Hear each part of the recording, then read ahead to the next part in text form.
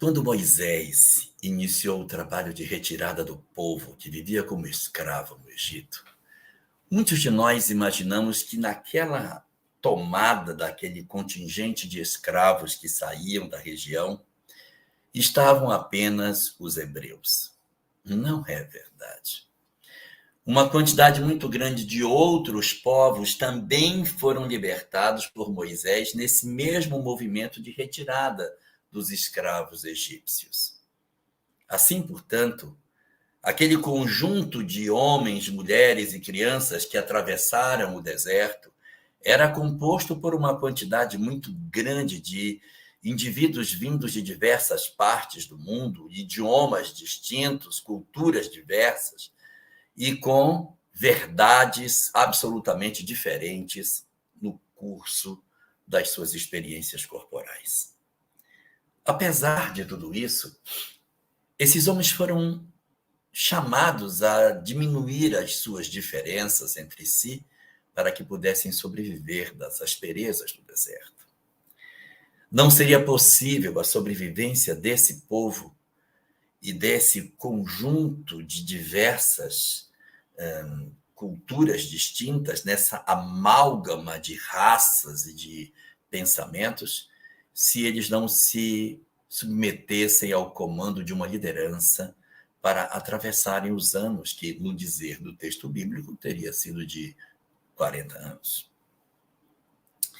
Independente do tempo cronológico que isso tenha acontecido, essa perspectiva de união ela foi essencial para que se conseguisse realizar essa transição para uma nova etapa.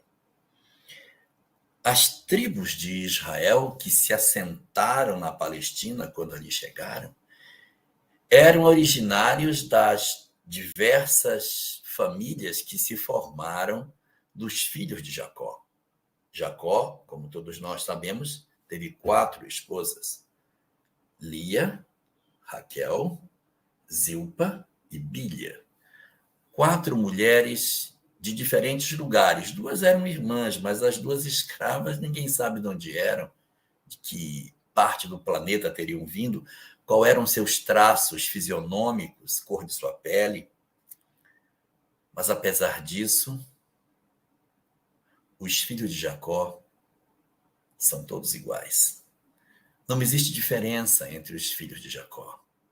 Eles são observados quando assentam-se em Israel, quando Moisés os devolve para a Palestina, sem distinção nenhuma. Os filhos de Lia não são diferentes dos filhos de Bilha, nem de Zilpa, nem os de Raquel. Todos são vistos como filhos de Jacó. E se eles não tivessem, durante o período em que se assentaram na Terra Nova, essa visão de unidade, essa visão de integração entre as suas diversas tribos, não teriam resistido aos diversos embates que o povo atravessaria durante o período de reassentamento na terra da Palestina.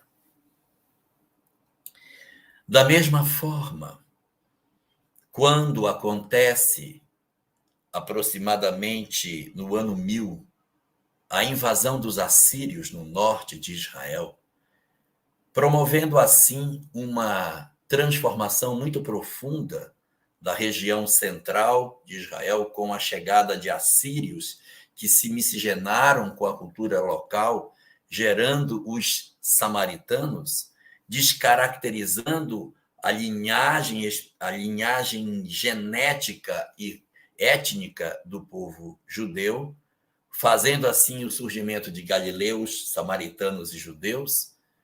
Se eles não se unissem em relação ao Império Romano, a nação não teria se desenvolvido.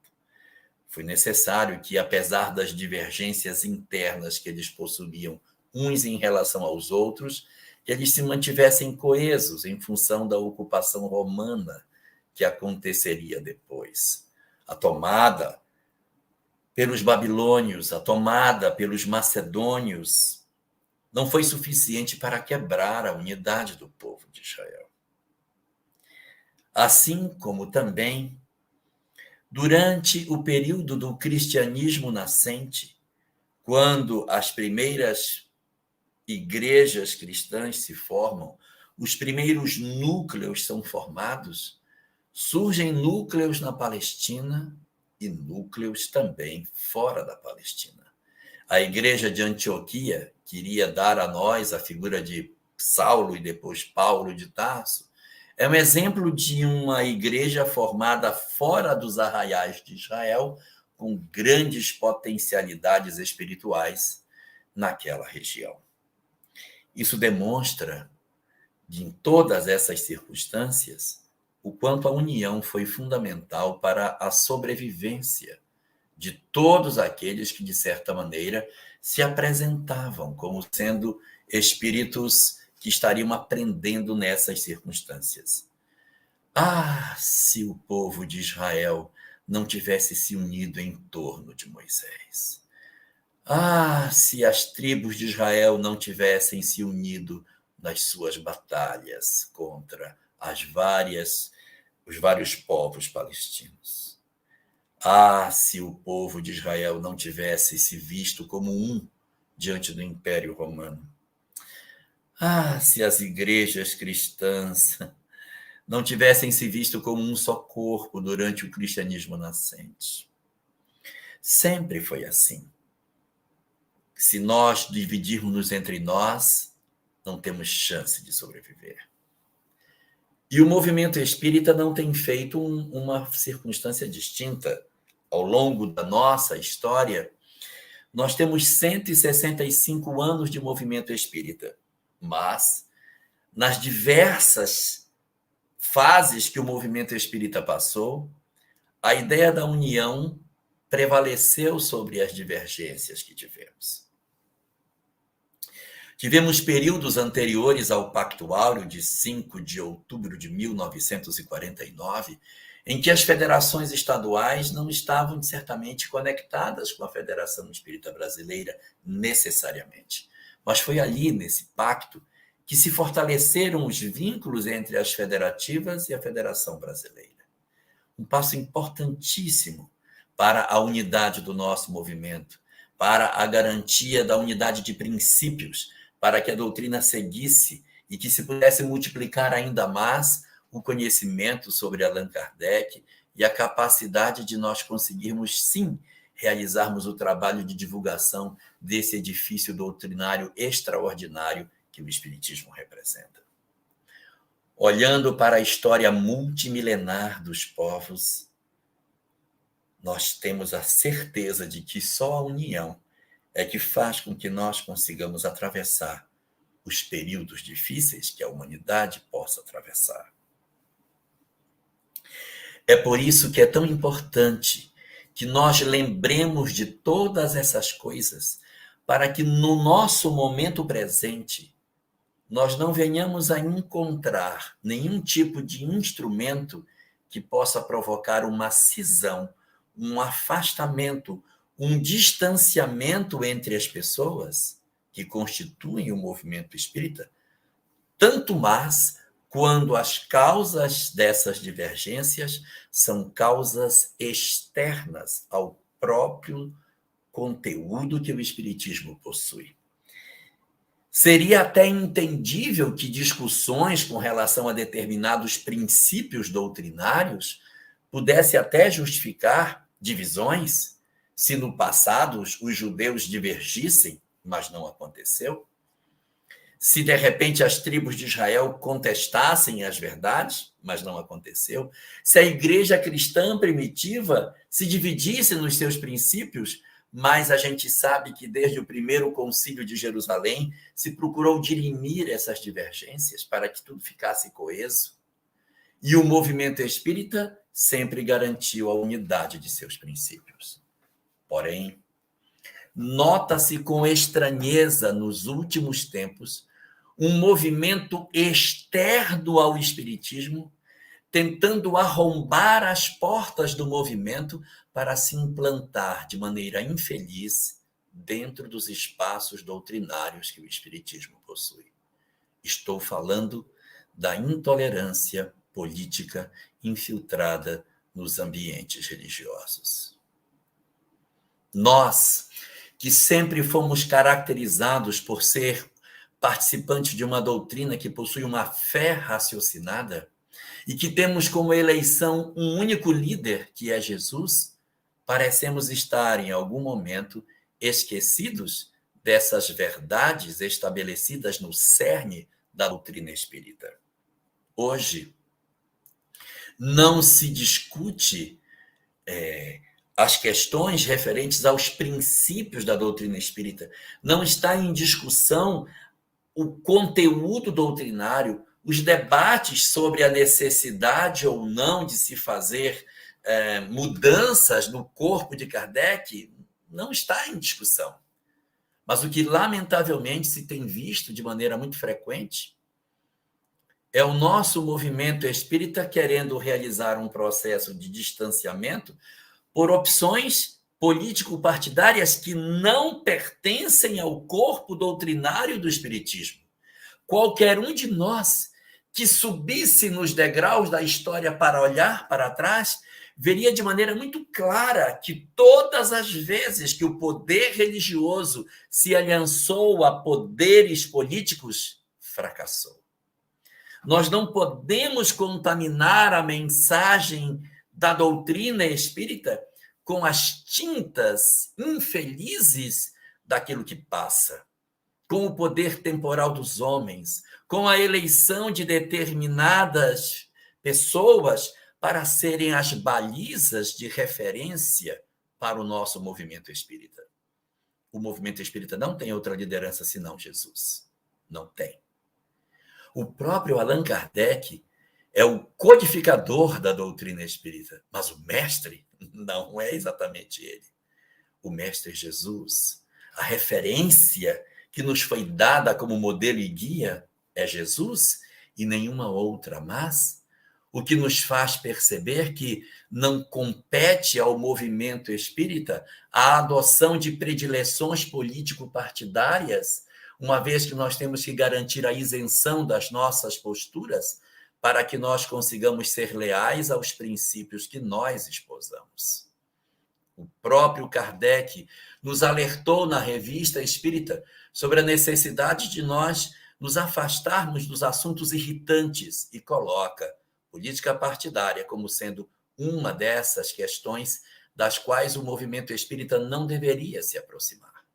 É lógico que o espiritismo, enquanto doutrina, ele tem seu posicionamento político, tem, porque ele é contra a escravidão, ele é a favor dos direitos, de igualdade de direitos entre o homem e a mulher, ele tem a visão dele sobre o que seja a guerra, o que seja a relação das pessoas com o meio ambiente. Isso é uma visão política, mas não é política partidária. É uma visão da política enquanto ciência. E, nesse sentido, evidentemente, ele tem que ser, porque não há como se falar sobre moral, se falar sobre opções de condutas, sem nós tocarmos, evidentemente, na forma de viver. E a forma de viver vai necessariamente passar por políticas. Mas nunca mesmo, nós poderemos eleger pessoas para levantar ou defendendo ou atacando pessoas de dentro das tribunas, dos espaços de fala que o espiritismo possui. Não compete à doutrina espírita esse tipo de movimentação. Não compete ao movimento espírita nenhuma articulação nesse sentido. Os espíritas podem até se organizar, mas o movimento espírita, nunca. O nosso movimento precisa manter a sua neutralidade nas questões partidárias. E por que digo isso? Porque o movimento espírita ele não se aconselha com movimentos partidários para definir a sua posição. O movimento espírita ele não para e pergunta para os movimentos partidários: o que você acha disso? Eu gostei da tua opinião, vou defender. Não, o movimento espírita já sabe sua posição sobre o aborto, e já sabe sua posição sobre a pena de morte, já sabe a sua posição sobre drogadição, e já sabe sua posição sobre a violência, tem a sua visão muito clara sobre a importância de família, e tem, ao mesmo tempo, a sua visão muito nítida de como deve ser a relação de igualdade entre as criaturas. Nós, portanto, não temos uma predileção por um lado em particular, porque o Espiritismo tem posições que, ora, parece estar dentro de uma posição, de um flanco, e outra horas parece estar no outro flanco. Mas ele não está caminhando nem no flanco de um lado, nem do flanco do outro, porque seus pés andam pela trilha que o Espiritismo tem como referência. Em suma, o Espiritismo não se aconselha com movimentos políticos para definir sua posição.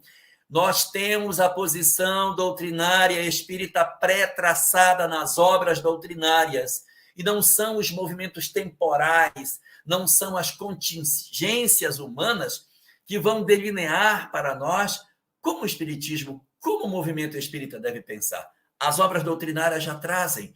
E se você pegar as obras doutrinárias, você vai ver que ela não caminha o tempo todo de um lado.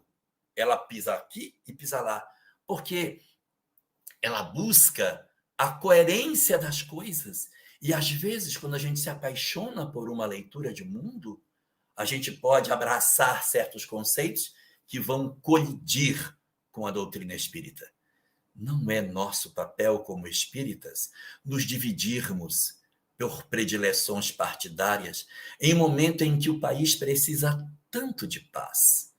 No momento em que nós, como espíritas, precisamos nos manifestar, sim, nas redes sociais, a favor da harmonia, da paz, da fraternidade, do encontro entre as criaturas, para que nós sejamos verdadeiramente irmãos. Não compete ao movimento espírita termos esse tipo de postura. Os espíritas? Os espíritas podem ser o que eles quiserem. Se os espíritas quiserem ser alinhados com um determinado pensamento, eles são livres. E não pode existir policiamento ideológico com ninguém que toma qualquer posição. Nós podemos ser da corrente ideológica que nós quisermos. Sabe por quê? Porque nenhuma dessas correntes está 100% alinhada com a doutrina espírita. Elas estão ora dentro, ora fora. Ela vai costurando, o espiritismo costura as correntes, porque tem coisas que concordam, tem coisas que não. Mas os espíritas podem ser do que eles quiserem. O movimento espírita é que não pode. Mas mesmo onde os espíritas quiserem, onde os espíritas quiserem ser da corrente ideológica que eles quiserem, eles precisam se manifestar nesses espaços a favor da vida, a favor da paz, a favor da fraternidade, a favor dos valores que o espiritismo coloca. Não tem o menor sentido eu me perfilar com uma ideologia e defender princípios dessa ideologia que colidam com a doutrina espírita, eu me conceituando como espírita. Como diz Emmanuel, espírita é a tua primeira qualificação, é a primeira designação. Nós não podemos ser um político espírita. Nós temos que ser, se formos, um espírita político. A primeira referência nossa tem que ser os princípios que o espiritismo tem. Você quer se candidatar? Se candidate. Vá ser o candidato pelo que você quiser, pelo partido que quiser. Mas quando se manifestar, manifeste-se pelo Evangelho.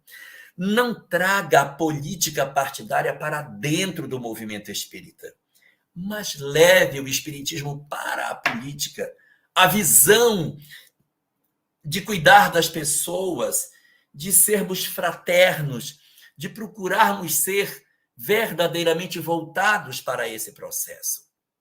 Procurem no Evangelho segundo o Espiritismo, o item 17 do capítulo 3º do Evangelho. Lá está dito exatamente assim, que no mundo de regeneração, que é para onde nós vamos, tem que ter três características que a humanidade tem que ter. 3. Característica número 1, fé ardente. Um desejo de reconhecer Deus e viver próximo de Deus, de conhecer a sua lei, de viver em plenitude a sua lei.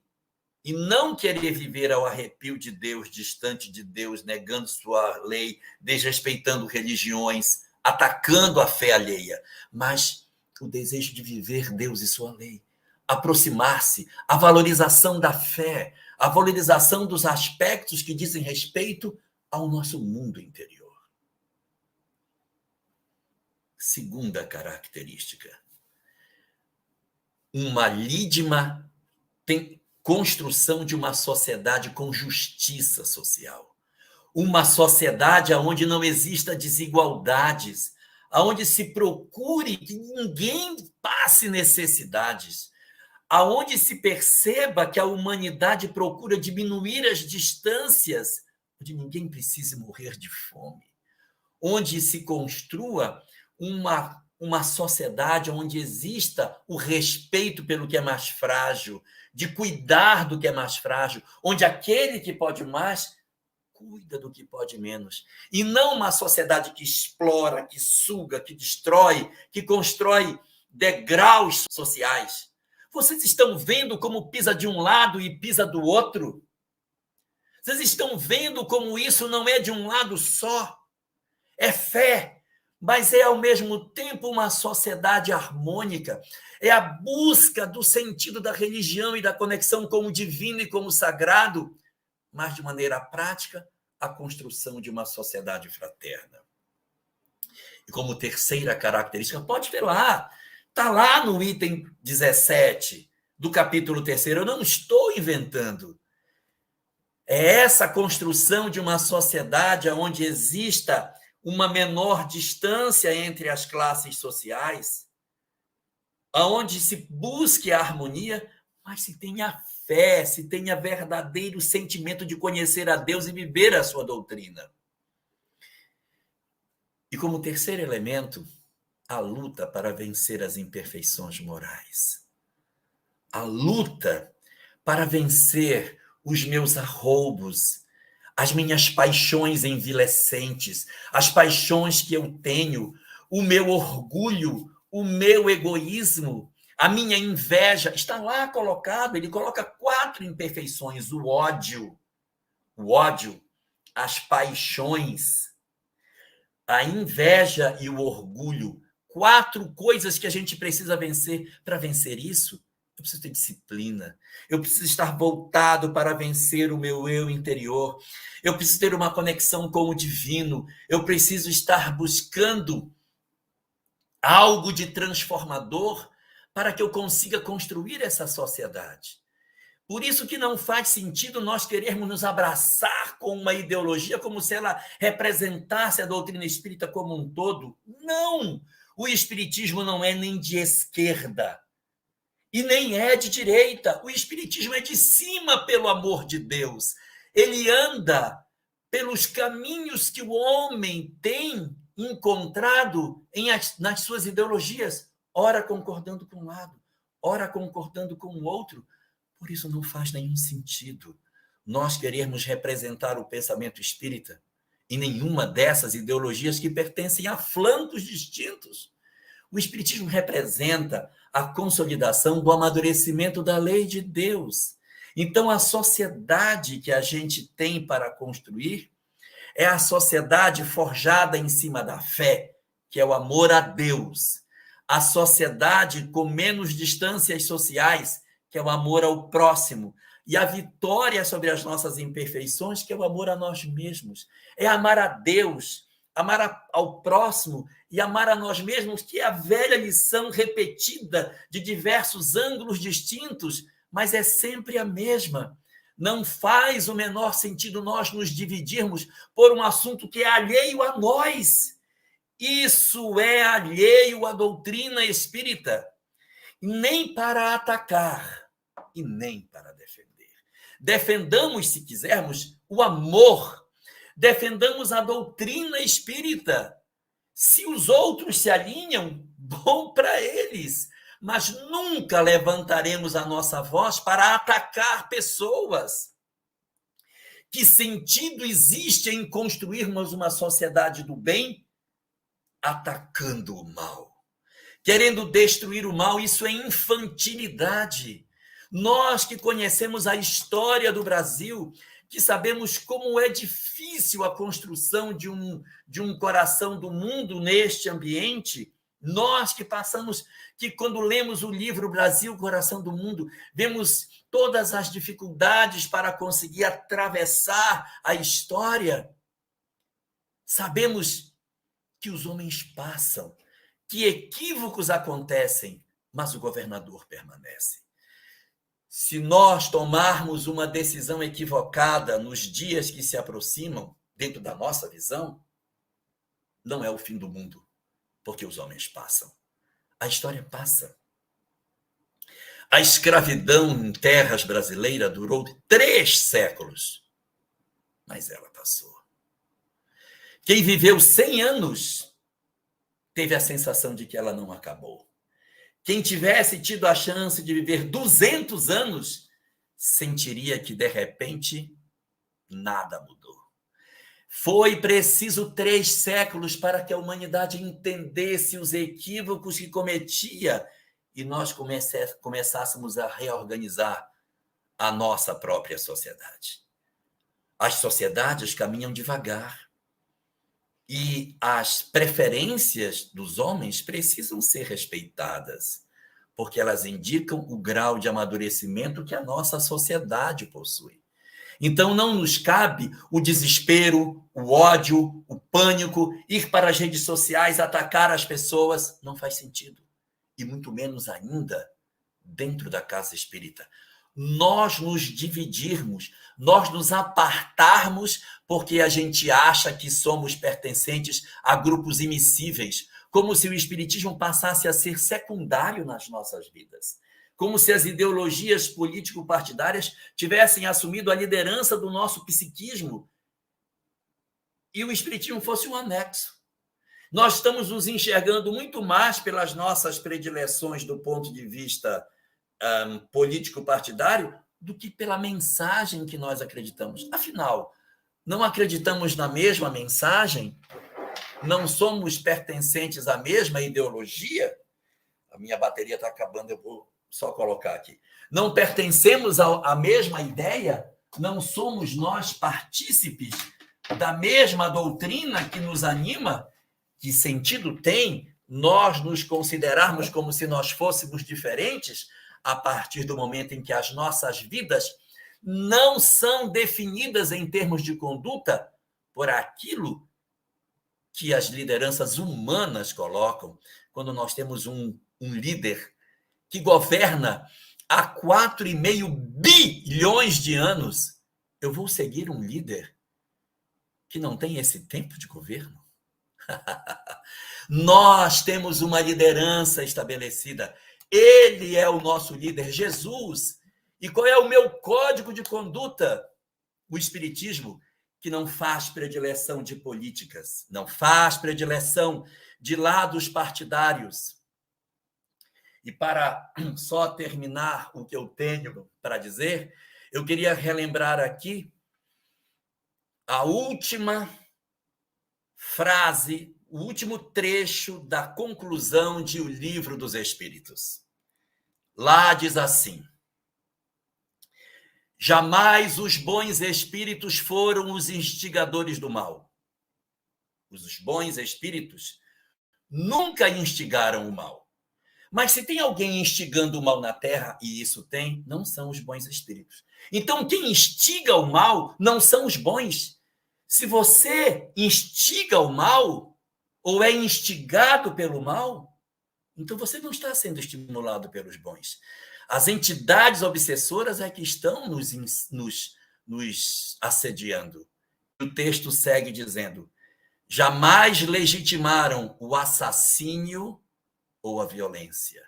Então, os bons espíritos não legitimam assassínio nem violência, nem o assassínio na forma do aborto, nem o assassínio na forma da pena de morte, nem a violência das redes sociais, os ataques, os cancelamentos e todas as manifestações odiosas que as redes sociais possuem. As pessoas falam de desarmamento, mas tem que desarmar os teclados também, porque um teclado pode matar muito mais do que as armas. Então, nós temos que nos desarmar de tudo. Não são só as armas físicas, mas os teclados, quando a gente publica coisas contra pessoas, ataca pessoas, também são formas de violência. Jamais legitimaram o assassínio e a violência. E terminam dizendo, jamais estimularam o ódio entre os partidos.